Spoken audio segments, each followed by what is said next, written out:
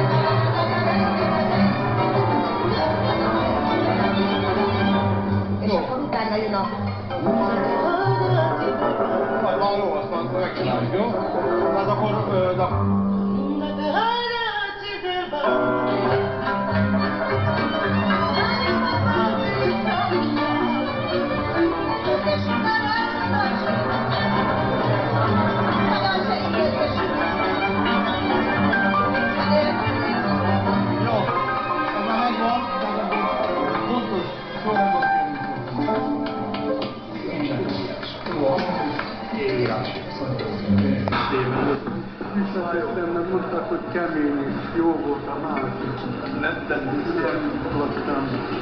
De igazából is nagyobb lányok tettem. És sokkal jobb az a régi.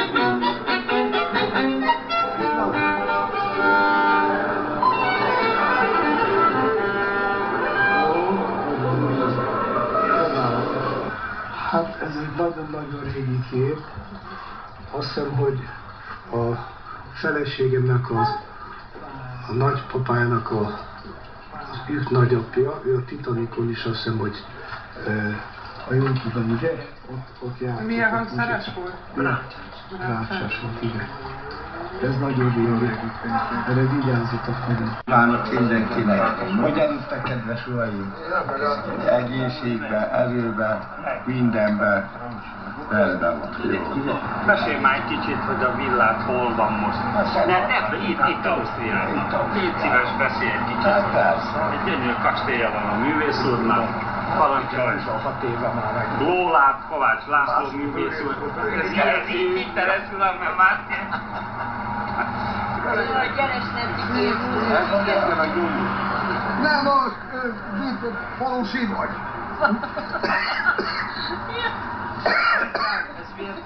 Ez vértűvel. Én nekem már automatákon. De én nem látok jól, oké. Cigi fog maradni. Azt se tudja, mit fényképez, de nem baj. Látok, a hátsó is benne legyen, azt kell. Természetesen. És melyikre kell megnyomni? Termini.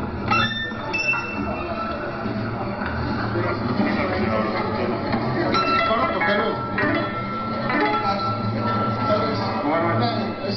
Szép megy a banda hátulról a bőgőn, Delgiliben. Na jó, hát azért... Lacika! Igen, még szólod rá. Akkor nem megyünk dalba.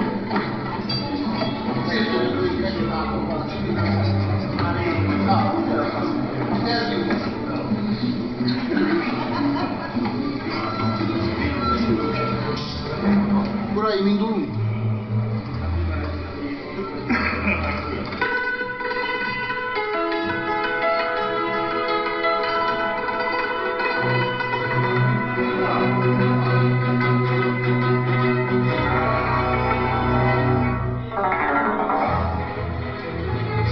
Uraim, egy kis figyelmet, ha lehet, jó?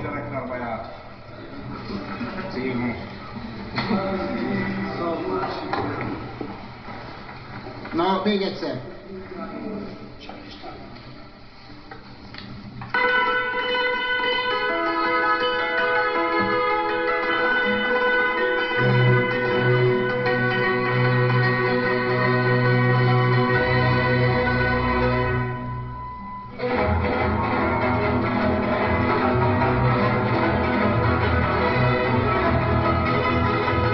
Ezt a cigányzenét tulajdonképpen, amit cigányzenének hívunk és mondunk, én úgy képzelem el, hogy ez újítás nélkül, úgy, ahogy több évtizede megszoktuk. Ez szerintem így az eredeti, így a jó, így kellene hagyni. Most mondok, lehet, hogy nem lesz jó ez a hasonlat, hogy az 1800-as években kialakult mondjuk egy divat, a férfiaknak a frak. Most a 21. században még mindig fraknak hívják azt a frakkot, nem igazítottak rajta, nem alakították át. És hogyha valaki azt a frakkot föl akarja venni, és föl szeretné venni, akkor azt veszi föl. Viszont, hogyha ezt a cigányzenét valaki ezt szeretné hallgatni, egy cigányzene mellett szeretne nótázni, sírni, vigadni, akkor emellett szeretne úgy, ahogy több évtizeden keresztül ezt megtehették a magyar emberek. Nagyon szép dolog az újítás, új stílusok bevezetése, de én azt hiszem, hogy ezt a cigányzenét, ezt a maga eredetiségébe kellene ápolni, megőrizni, továbbadni a következő társadalomnak.